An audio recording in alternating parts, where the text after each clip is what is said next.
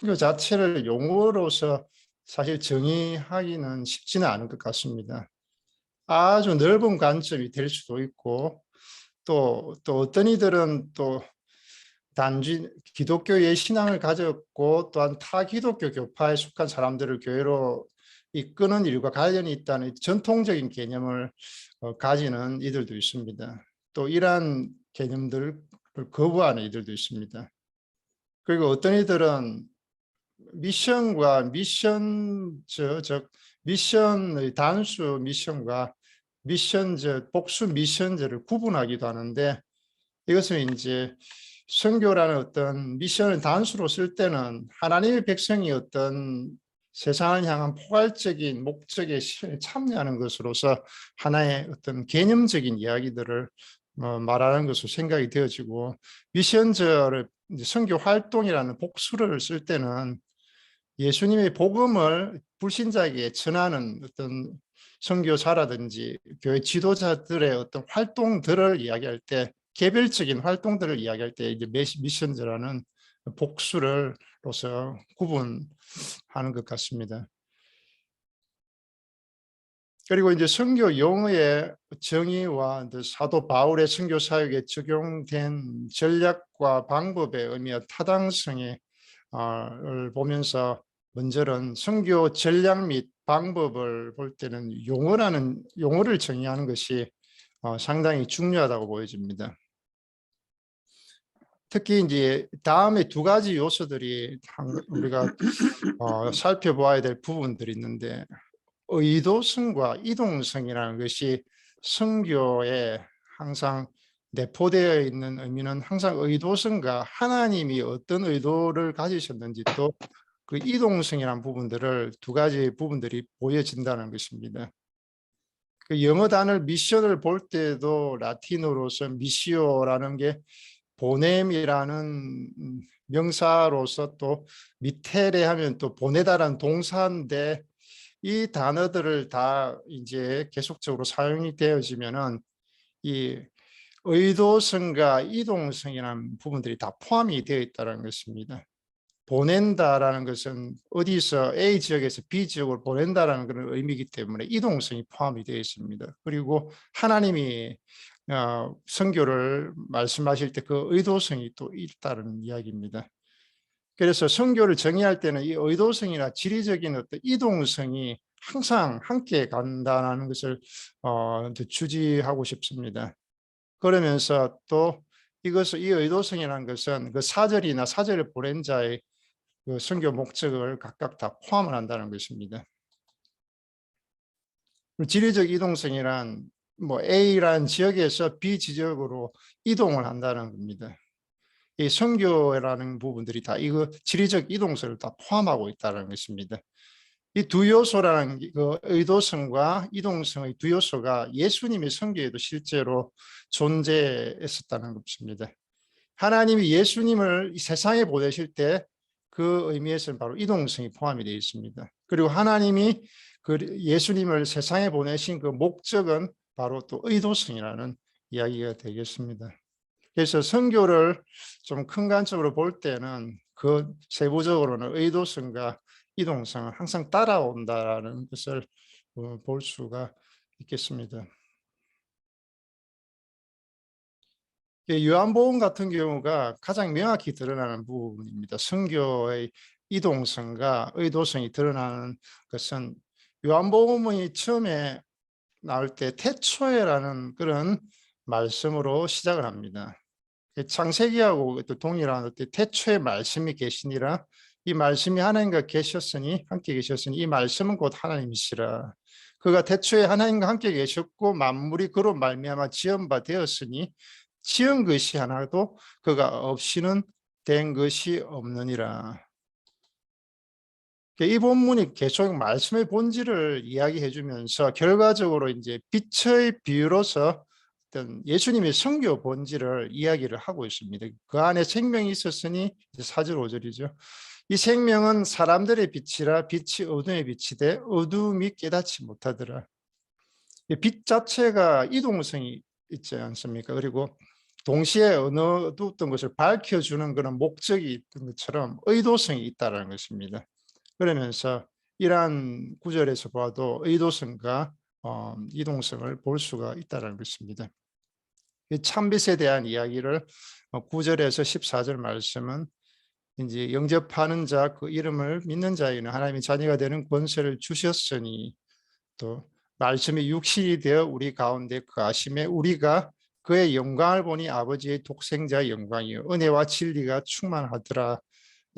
여기서도 의도성과 이동성을 다 살펴볼 수가 있다는 것입니다. 그래서 성육신하신 말씀이 하나님의 세계에서 인간의 세계로 이동하신 것이 바로 이동성이고 또 참빛이신 말씀이 오신 그 의도가 바로 또 의도성이라는 것입니다.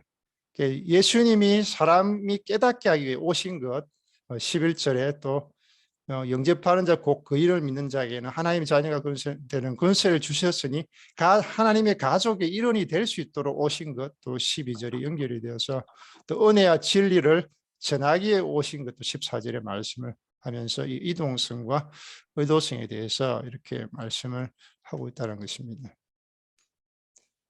그리고 여기 요한복음 3장 16절 17절 하나님이 세상을 이처럼 사랑하사 독생자를 주셨으니 이는 그를 믿는 자마다 멸망하지 않고 영생을 얻게 하려 하심이라 17절에 또 다음에 이어지는데 이 말씀을 보도 이제 이동성과 의도성이 다 나타나고 있다는 것입니다. 여기 뭐 요한복음 6장, 7장, 8장, 12장 다 이동성, 의동성 결합한 그런 하나님의 어떤 예수님의 그 사명을 말씀해 주고 있습니다.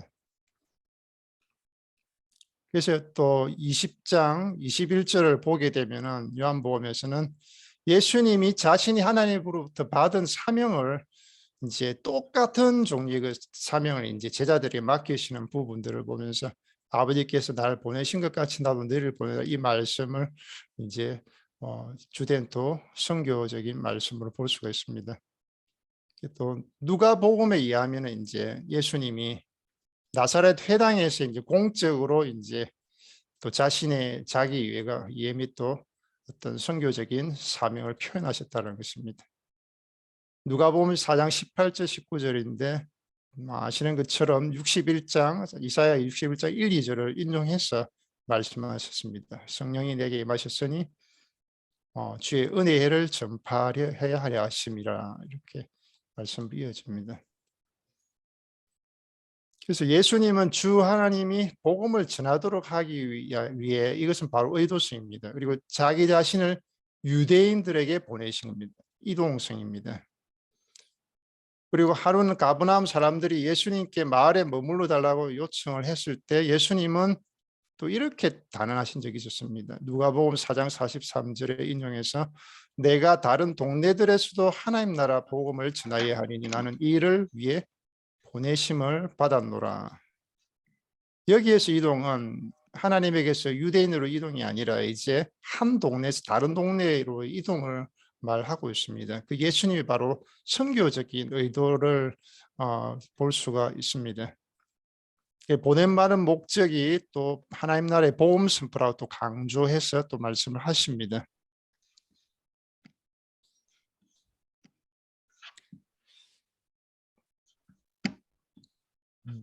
좀 넘어가겠습니다. 이 부분은.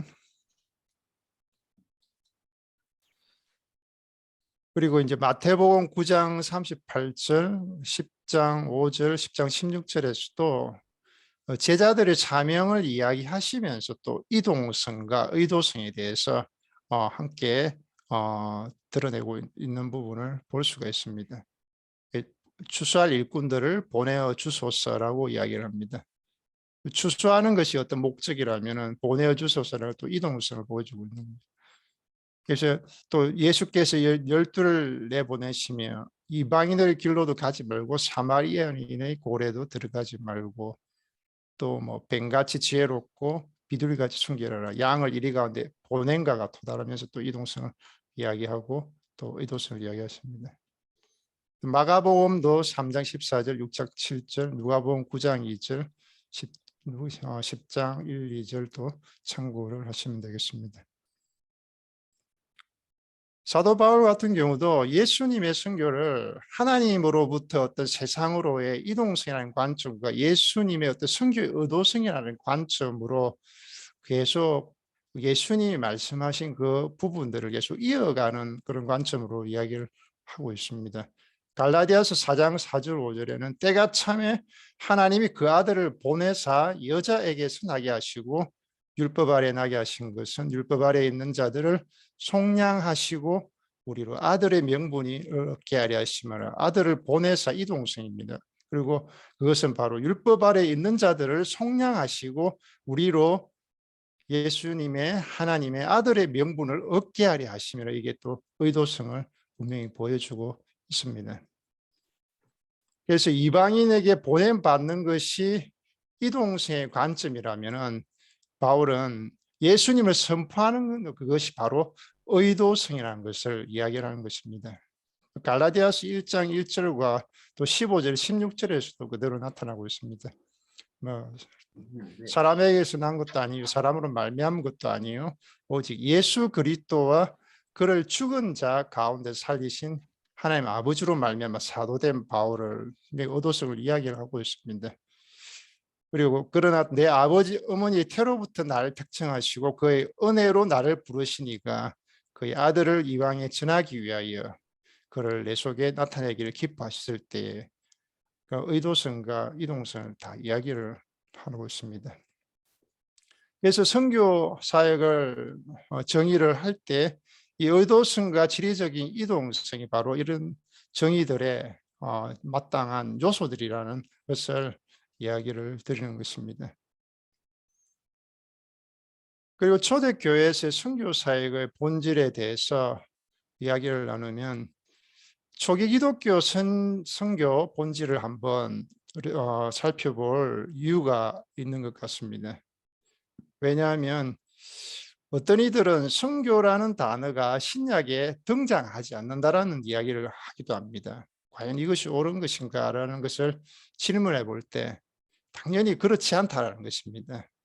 라틴어 동사 미테레에 해당하는 신약 원어인 헬라어 동사 아포스틀레인이 분명히 있고 그것이 미테레한 동사 동일한 뜻을 가지는데 이 동사 자체가 신약에서 무려 136번이나 나온다는 것입니다. 복음서에만도 97번이나 나옵니다. 그래서 명사 또 아포스텔레라는 이 사도직, 보냄 이런 의미의 이 헬라어 단어는 로마서 1장 5절에서는 바울의 선교 소명을 드러내기 위해서 또 고린도전서 9장 22절 같은 경우는 바울의 선교나 어떤 사도로서의 사역에 대해서 말할 때 또 갈라디아서 2장 8절이나 또 사도행전 1장 25절은 또 각각 바울 베드로의 어떤 선교 소명 및 또 사도 직분이라는 어떤 전문적인 그런 의미로 사용이 되기도 합니다. 12 제자들은 또 예수님으로부터 사람을 낚는 어부가 되도록 부르심을 받은 것입니다. 이들이 하나님 나라의 복음을 선포하고 병자를 고치고 귀신을 축출하는 그런 도록 보내심을 받았습니다. 그리고 모든 민족을 제자로 삼는 사명을 또 받게 된 것입니다. 바울도 부활하신 주님을 만남을 통해서 바로 이방인들에게 복음을 전하는 그런 부르심을 받게 된 것입니다. 그리고 선교사에게 삼정적인 현실을 볼 때에 성의 어떤 선교에 대한 정의의 기초를 초대교회 사도의 모델로 둘 때 이 세 가지 부분을 한번 현실을 들여다볼 필요가 있는 것입니다. 첫 번째로는 선교사들은 메시아이자 구주이신 예수님에 관한 소식을 그 소식을 듣지 않은 이들 또 받아들이지 않는 이들에게 소식을 전달하는 어떤 사명을 가지고 있다는 것입니다. 그리고 유대인은 또 나사렛 예수님이 자신의 죽음으로 죄를 속하신 약속된 메시아로 받아들여야 될 필요가 있다는 것입니다. 이방인 같은 경우는 아브라함의 하나님이 세상과 인류를 창조하신 참 하나님을 알 필요가 있고 믿어야 한다는 것입니다. 그래서 유대 북부의 골들에서 이제 활동을 하고 이제 십자가형으로 처형되신 유대인 설교자로서의 이 예수님이 모든 어떤 다른 대체적인 종교적인 신념을 완전히 어, 폐지시키고 무효화시키고 없이 하는 그런 세상의 구주로서 받아들여야 한다는 것입니다. 그래서 또 두 번째로는 선교사들은 최소한 어떤 부분적이라 할지라도 새로운 신자들이 속한 사회의 어떤 사회 규범이라든지 행동 양식을 어떤 대체하는 그런 새로운 생활 방식을 전한다는 것입니다. 예를 들어서 이제 이방인 같은 경우는 더 이상 그들의 이교도의 신전을 찾지 않는 그런 이제 생활 방식이 완전히 바뀌는다는 것입니다. 당시에 어떤 뭐 고린도 교회에 뭐 어떤 아니면 뭐 에베소나 그런 당시에 로마 뭐 신전에 따른 어떤 신전 매춘이라든지 뭐 그런 일들도 다 버리고 어떤 특히 그리스도에 대한 상육층 사람들은 사회적으로 열등한 사람들에 대한 어떤 관습적인 혐오감이 있었는데 그것마저도 완전히 다 버린다는 것입니다. 또 세 번째로는 이제 선교사들은 어떤 새 신자들을 새 공동체에 포함시킨다는 것입니다. 새로운 회심자가 바로 이제 제자가 되어가는 과정을 이야기하는 것 같습니다. 어떤 사적인 철학이나 개인적인 윤리를 따르는 것이 예수의 제자가 아니라 하나님과 예수 그리스도를 예배하는 그런 공동체에서 모든 신자들을 하나님의 자녀로 연결을 하는 그런 변혁적인 그런 제자의 삶을 이야기하는 것 같습니다. 제자가 된 회심자는 이제 이스라엘의 성경과 예수님의 말씀을 공부를 해서 이제 그 하나님과 예수 그리스도로서 배운다는 것입니다. 그리고 서로를 돌보는 법을 또 서로 배우게 된다는 것입니다.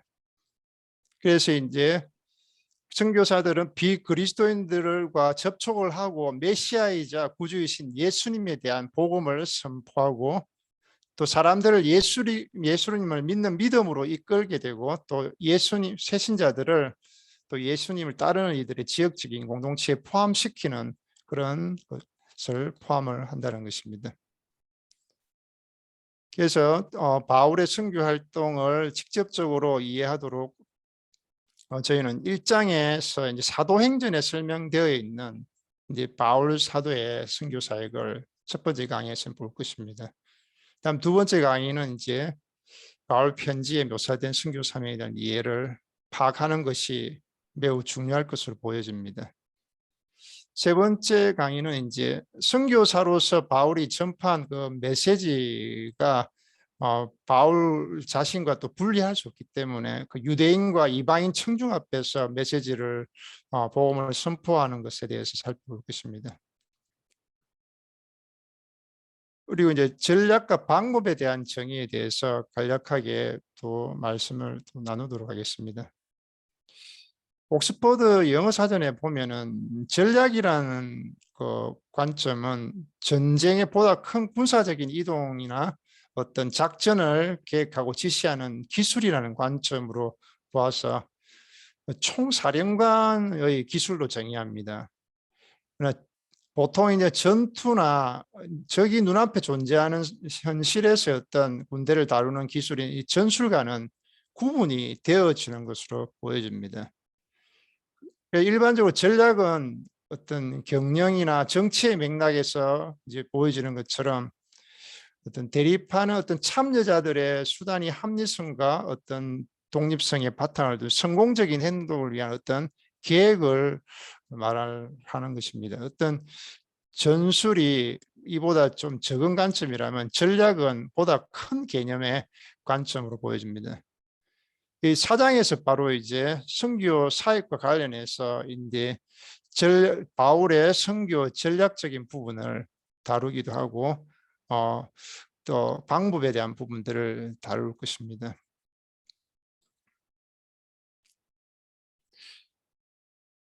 그래 우선은 이제 바울에게 선교 전략이 있었는가라는 부분을 볼 때에 이제 바울의 편지와 어떤 사도행전에 나오는 어떤 증거들을 좀 살펴보고 나서 이런 최종적으로 이야기할 수 있을 것입니다. 근데 먼저 이제 허버트 케인이 선교학자 허버트 케인이 다음과 같이 이야기를 한 부분들을 좀 곱씹어 볼 필요가 있는 것 같습니다. 허버트 케인은 전략에 대한 이야기를 이렇게 하고 있습니다.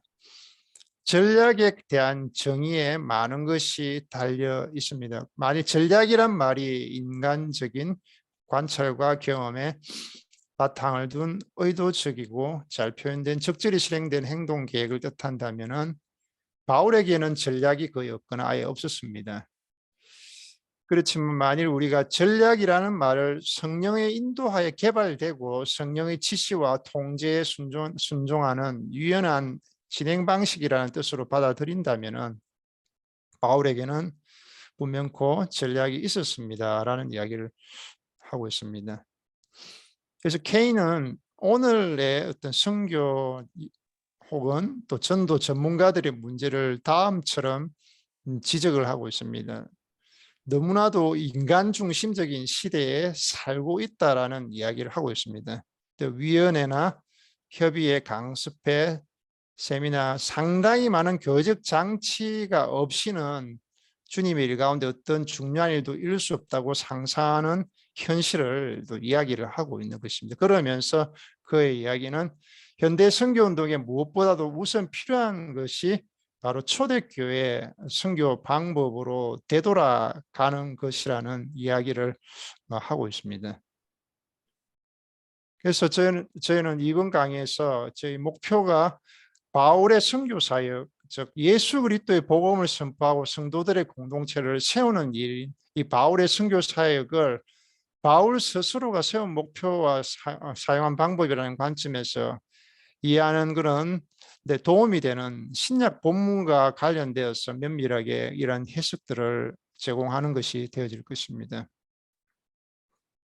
물론 1차 자료들이 단편적이기 때문에 바울의 선교 사역을 완전히 한 역사로서 말하기는 사실은 쉽지 않은 것입니다. 사실 바울이 헬라어 신약 성경을 우리가 원본을 보게 될 때 154페이지를 차지합니다. 그래서 대략 한 32,000달을 포함한 어떤 상대적으로 보면은 굉장히 빈약한 분량입니다. 근데 뭐 많아야 뭐 서너 시간의 분량의 내용입니다. 사도행전에 뭐 나오는 누가 기록도 마찬가지로 보여집니다. 누가는 이제 사도행전 1장에서 12사도를 소개합니다. 그렇지만은 주 30년, 41년 기간에는 사도행전 2장에서 12장은 베드로에게 초점을 맞추고 있습니다. 베드로는 주 67년경에 베드로가 죽기 전까지는 계속적으로 선교 사역을 감당한 것으로 보여집니다. 그렇지만은 베드로가 예루살렘을 떠나는 주 41년이나 42년쯤에는 누가는 베드로에 초점을 맞추지는 않습니다. 이제는 누가는 이제 주 42년에서 62년 동안 바울 사역에 이제 관심을 돌리게 됩니다. 그것이 이제 13장부터 28장의 내용이 될 것입니다.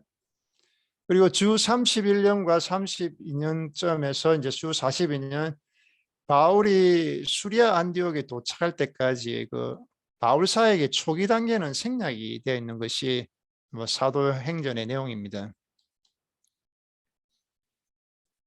누가는 이제 사도행전 9장에 보면은 다메섹에 대한 이야기가 있고 또 사도행전 28장에 되면 이탈리아의 도시에 보디올과 또 로마시아에 있던 예수님의 추종자들을 언급하고 있습니다.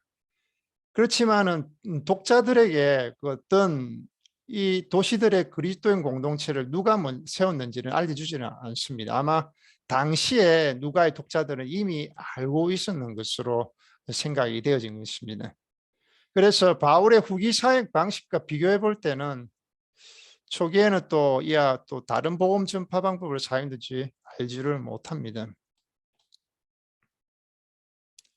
사도행전에 보다 더 상세한 증거가 남아있는 비시디아 안디옥은 또 주 46년, 47년쯤 또 고린도에 주 50년, 51년, 또 에베소는 52년부터 한 3년 6개월 점에서 이제 바울의 사역을 빼버리면은 이제 다른 도시에서의 바울의 사역을 사도행전에서는 사실은 찾아볼 수가 힘듭니다. 그리고 주 32년, 33년에서 45년까지 약 12년 동안에 있었던 바울이 아라비아와 수리아 그리고 길리기아에서의 초기 선교 사역에서는 그진 알려진 바가 없는 것입니다.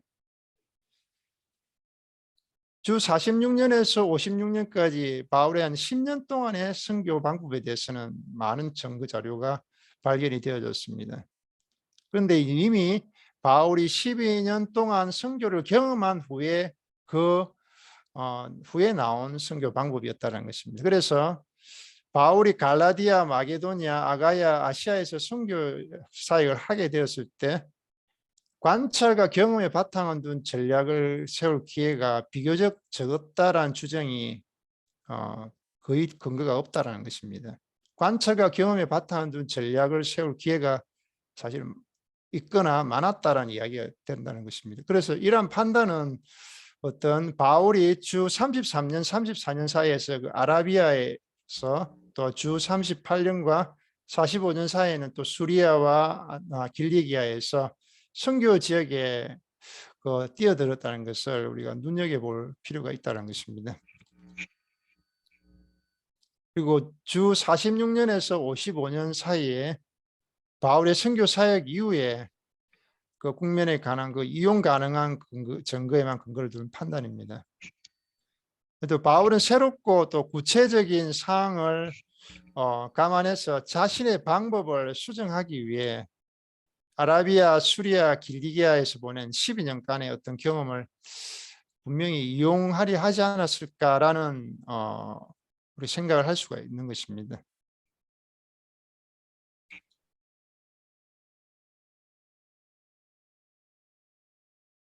두 번째로는 선교 사역의 임무입니다. 목표 표현하기라고도 이야기를 할 수 있겠습니다. 바울의 선교 사역의 목표를 다음처럼 표현할 수가 있겠습니다. 첫째로는 바울은 자신이 예수 그리스도의 메시지를 전파하도록 부름받았음을 알았습니다. 바울은 로마시의 그리스도인에게 다음의 말로서 자기 자신을 소개를 합니다. 로마시 1장 1절에 예수 그리스도의 종 바울은 사도로 부르심을 받아 하나님의 복음을 위하여 택정함을 입었으니, 고린도전서 2장 2절에는 바울은 자신이 아주 개척자적인 선교사로서 예수 그리스도와 그가 십자가에 못 박히신 것에 복음 전파에 초점을 맞추고 있다라고 분명히 말하고 있습니다. 둘째로는 바울은 자신이 특별히 예수님의 복음을 이방인이면 당신은 다른 신들을 숭배하는 다신교도라고 할 수 있겠습니다. 그들에게 이제 복음을 전파하도록 부르심을 받았음을 알고 있었다는 것입니다.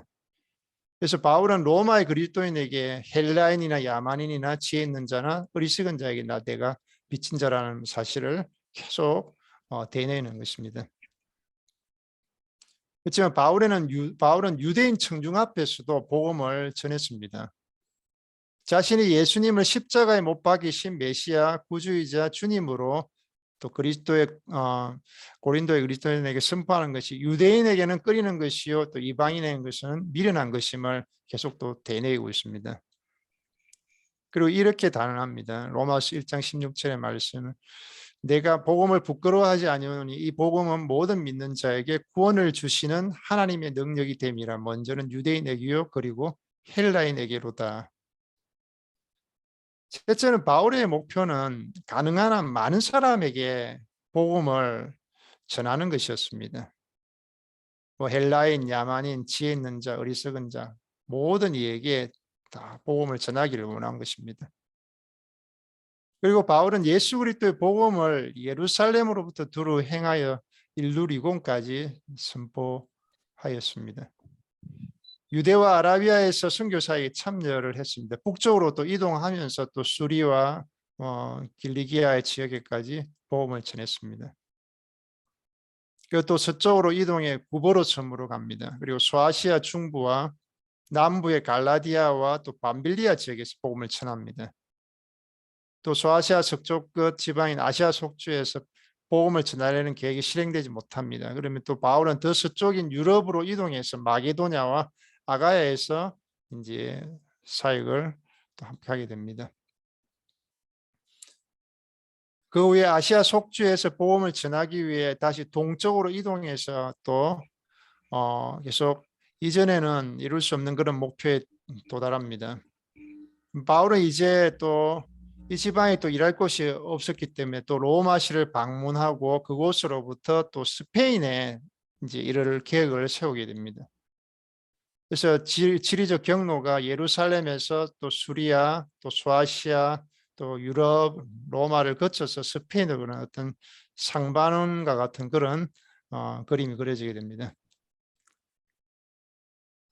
넷째로는 바울은 각 사람이 참되신 한 분 하나님과 메시아이자 구주이자 또 주님이신 예수님을 믿게 이끌려고 힘을 쏟습니다. 이는 유대인이 십자가에 못 박힌 나사렛의 전도자인 예수님이 사실상은 약속된 메시아임을 드러낸 것입니다. 또 예수님의 죽음이 하나님이 아브라함과 맺으신 언약도 모세율법도 완전히 해결할 수 없는 인간의 죄 문제에 대한 하나님의 결정적인 해답임을 이야기를 한 것입니다. 예수님이 자신의 사명과 말씀 선포를 옹호하는 근거로서 죽은 자 가운데서 부활하셨다는 사실을 인정해야 할 것을 또한 밝혀 이야기한 것입니다. 그래서 이방인은 전통적인 신들로부터 이스라엘 하나님께로 돌이키는 것이었고 또 참되고 살아계신 한 분 하나님을 섬기며 죄인들을 하나님의 진노로부터 구해내신 예수님을 믿게 되는 것이 강조를 하였고 또한 예수님의 십자가로서였던 위에서의 죽음을 지닌 어떤 속죄의 의미를 받아들여야 함을 이야기를 한 것입니다. 또 유대인의 성경과 예수님과 사도들의 가르침에 따라서 삶을 결정하고 예수님의 재림을 또 기다리도록 또 이방 신전을 자신들의 종교의식과 더불어 버려야 한다라는 것을 강조했던 것입니다.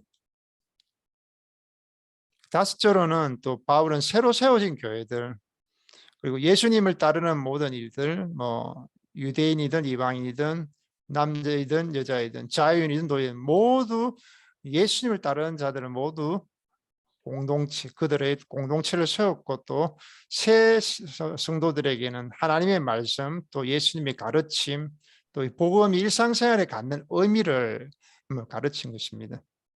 그러면서 또 자신의 선교사에게 이러한 측면들을 다음처럼 설명을 하고 있습니다. 골로새서 1장 25절에 29절입니다. 교회 일꾼된 것은 이제 하나님이 너희를 위하여 내게 주신 직분을 따라 하나님의 말씀을 이루려 함이니라 이렇게 말씀하시고 그리스도 안에서 완전한 자로 세우려 함이니 이를 위하여 나도 내 속에서 능력으로 역사하는 이의 역사를 따라 힘을 다하여 수고하노라로 이렇게 말씀을 마무리하고 있습니다.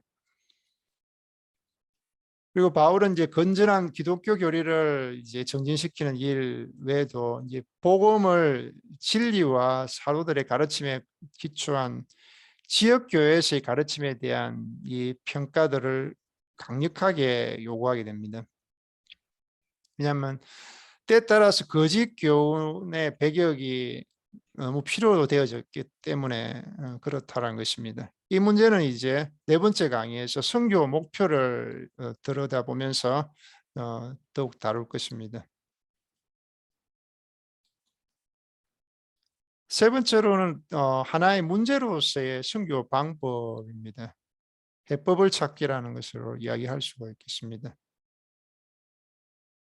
초대교회는 메시아이자 구주이신 예수님에 대한 소식이 하나님의 결정적인 어떤 구원 간섭에 관련된 것이라고 믿었습니다.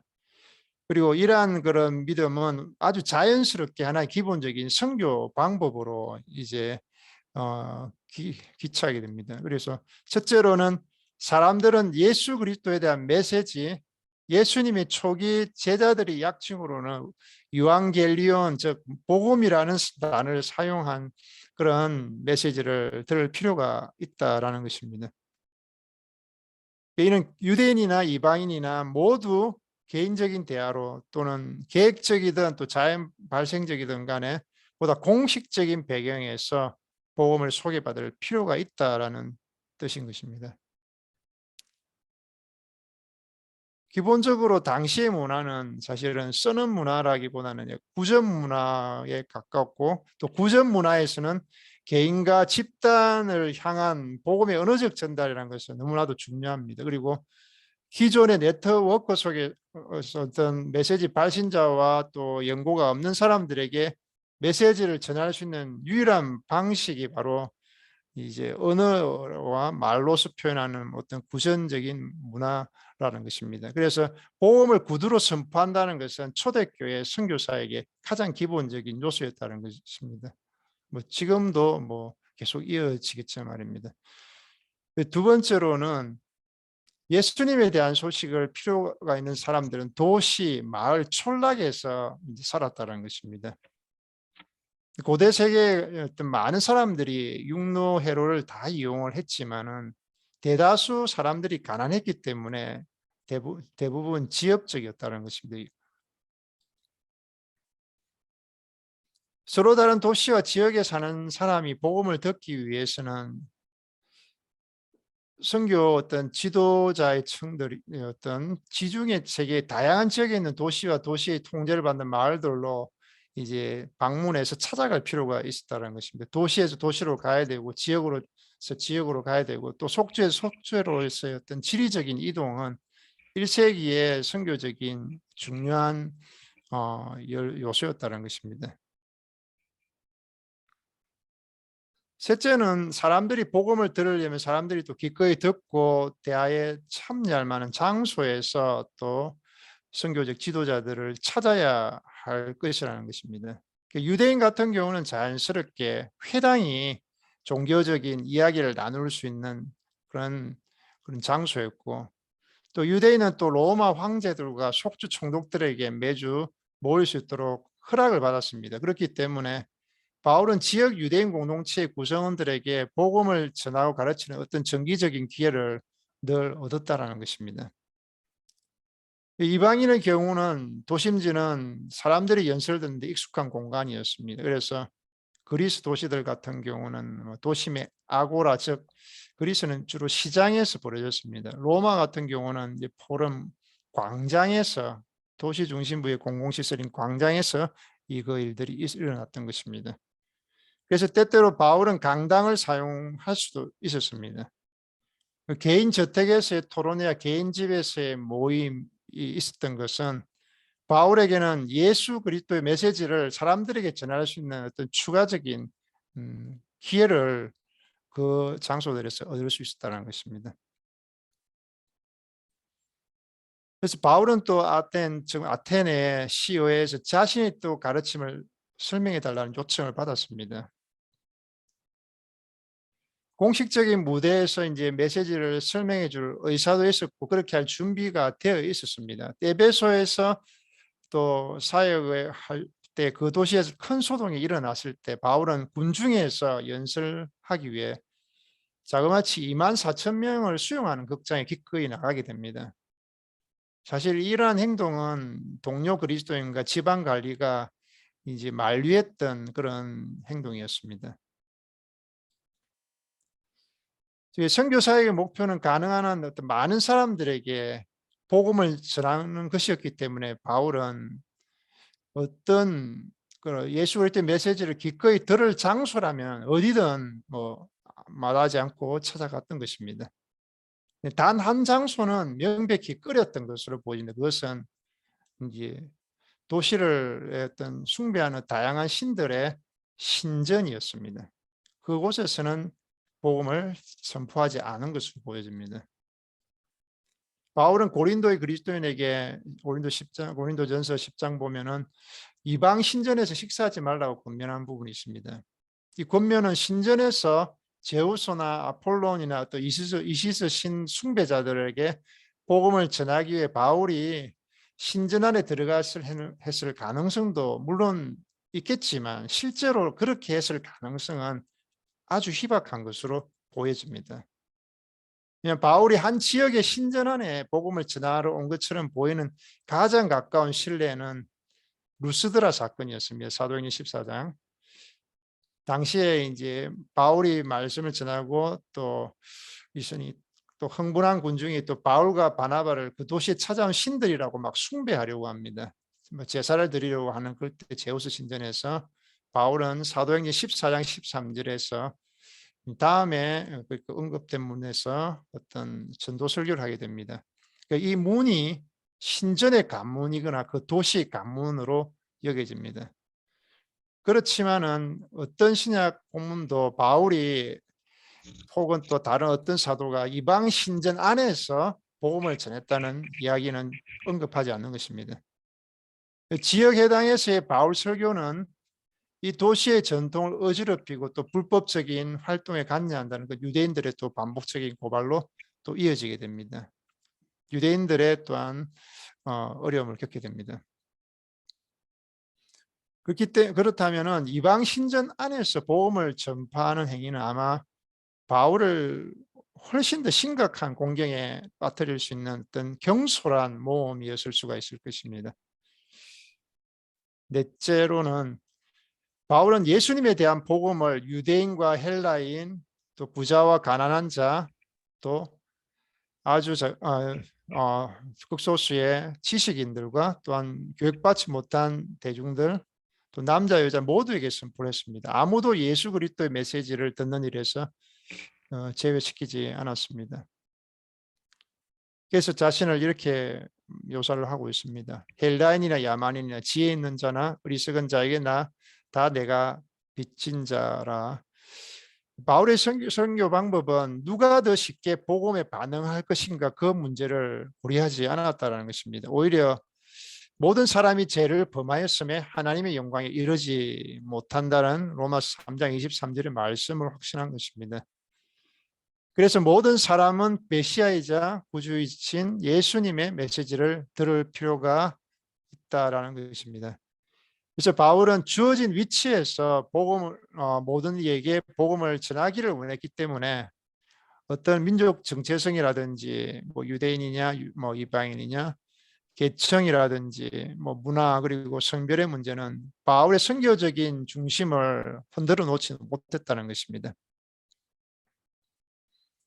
다섯째로는 고대인은 순회 웅변가들과 또 마주치고 이들의 말을 듣는 일에 익숙해 있었습니다.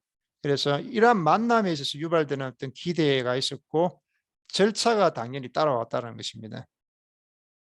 그래서 당대의 어떤 순회 철학자의 모델을 둔 그런 이러한 기대는 긍정적이면서도 또 동시에 부정적이었다는 겁니다. 유익하지만은 또 그것이 어떤 복음사에 있어서 걸림돌이 되기도 했다는 것입니다.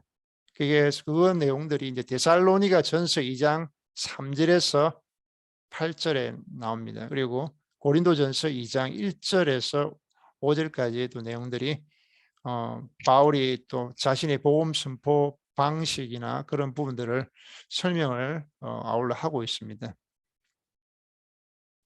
또한 자신이 복음을 전할 때 당대의 어떤 수사학 기술을 의도적으로 벗어났다는 점을 또 강조하고 있습니다. 당시에는 뭐 타인의 또 주목이나 칭찬을 받는 데는 다른 어떠한 관심도 없었다는 겁니다. 그래서 어떤 뭐 자신의 어떤 뭐 뛰어난 수사학적인 기술을 뭐 입증하려고 하지 않았다라는 것입니다. 그래서 십자가에 못 박이신 메시아이면서 주님이신 예수님에 대한 바울의 메시지는 당시에 어떤 사람들에게는 설득력이 있는 것으로 보여지지는 않았다는 겁니다.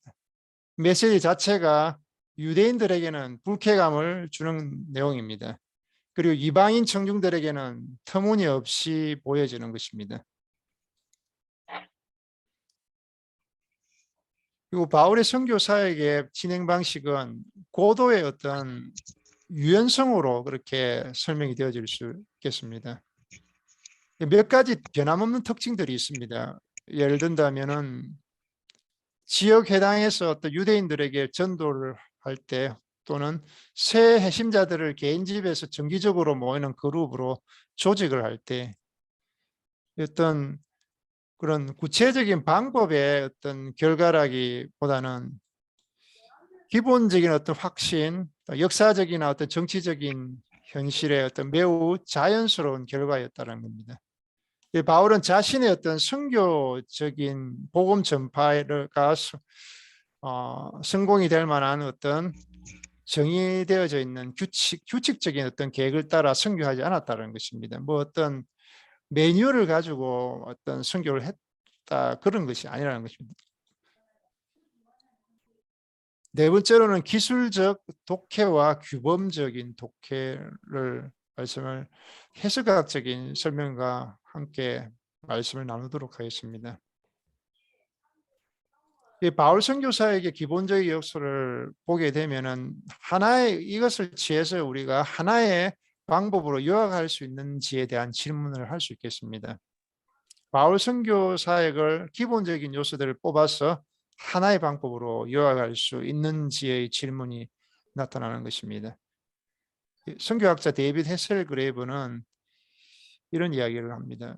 질문을 합니다. 왜 오늘날의 선교사들이 바울의 선교 방법을 사역 지침으로 주목해야 하는가라는 논지를 다음처럼 펼칩니다. 첫 번째로는 1세기 그리스 로마 세계가 오늘날 현대 살아가는 저희의 세계와 놀라만큼 비슷하다라는 점을 지적하고 있습니다. 특히 다문화주의입니다. 지금도 사실 1세기 때가 다문화주의였다면 지금도 다문화주의 마찬가지로 지금 이어지고 있는 상황입니다. 차별, 금지 뭐 이런 이야기들이 많이 나오죠. 흑인과 인종차별에 대한 문제들, 성차별에 대한 문제들 굉장히 민감한 사항들입니다. 근데 그것이 1세기가 너무나 흡사하다는 것입니다. 또 두 번째로는 바울은 교회의 지혜로운 건축자였기 때문에 바울의 선교 사역 방법은 최소한 유익하다는 것입니다. 손해볼 것이 전혀 없다라는 그런 느낌의 뉘앙스로 받아들여집니다. 세 번째로는 바울이 규범적으로 간주한 것은 자신의 메시지였습니다. 그렇지만은 또한 자신의 그리스도인다운 삶이 또 예수님을 따르는 이들이 되어야 또 하고 또 행해야 할 본보기라고 믿었다는 것입니다. 바울은 자신의 삶의 철학이 분명했고 신앙적인 철학이 너무나도 분명한 사람이었기 때문에 그렇다라는 이야기를 헤셀 그레이버가 하는 것으로 보여집니다. 또 네 번째로는 바울의 선교 사역의 일반적인 특성은 변하지 않았다라고 이야기를 한 것입니다. 선교 사역의 일반적인 특성을 전체적인 흐름들은 다 지금도 이제 통하고 있다라는 이야기를 하면서 이 선교사가 사람들이 사는 곳에 복음을 전하고 회심자를 얻고 새신자들로 교회를 모으며 또 믿음 안에서 가르치고 제자를 양육하고 지도자를 세우는 일들은 그때나 지금이나 다 동일한 한 가지 일이라는 것을 이야기를 나누는 것 같습니다.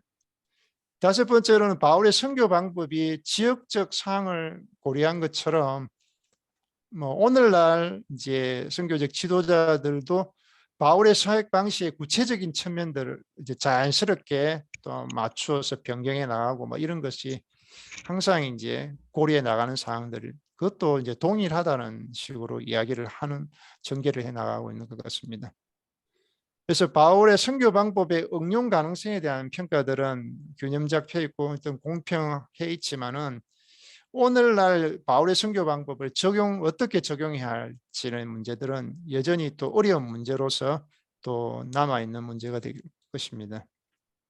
그리고 성경에서 또 저희 시대로 옮겨와서 교회의 삶을 또 결정하게 하려 할 때마다 또 역사적인 과거가 있고 또 현재 시대에 또 현재의 그런 괴리되어 있는 것들을 어떻게 또 연결을 시킬 수 있는지 그런 고민들이 직면이 된다는 것입니다. 그리고 리처드 헤이스라는 분은 신약 윤리에 대한 어떤 내용들을 네 가지 중첩되는 과정으로 이 작업들을 나누는데요. 첫 번째는 이제 기술적 작업이라는 이야기를 합니다.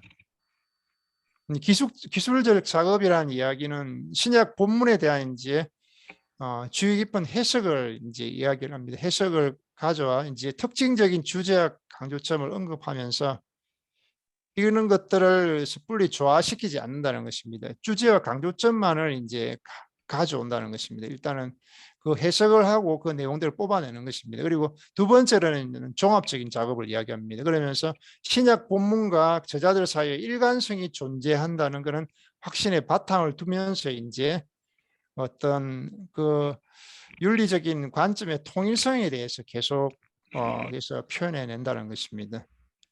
성경의 다양성 안에서 또 윤리적 관점에서 또 통일성이 있다는 것을 이제 끄집어낸다는 이야기입니다.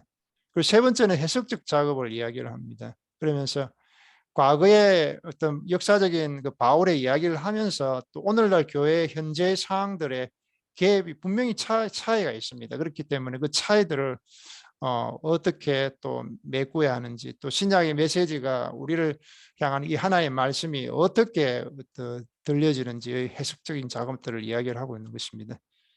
그 네 번째는 실용적인 작업입니다. 이 면밀하게 한 해석과 또 신약 본문의 어떤 통일성에 대한 그런 어떤 고찰과 또한 신약의 세계와 지금 현재 저희들의 세계와 연결이 되어지는 어떤 상상적인 어떤 작업들을 개인과 기독교 공동체에 적용시키는 그런 작업들이 실용적인 작업이라는 것입니다.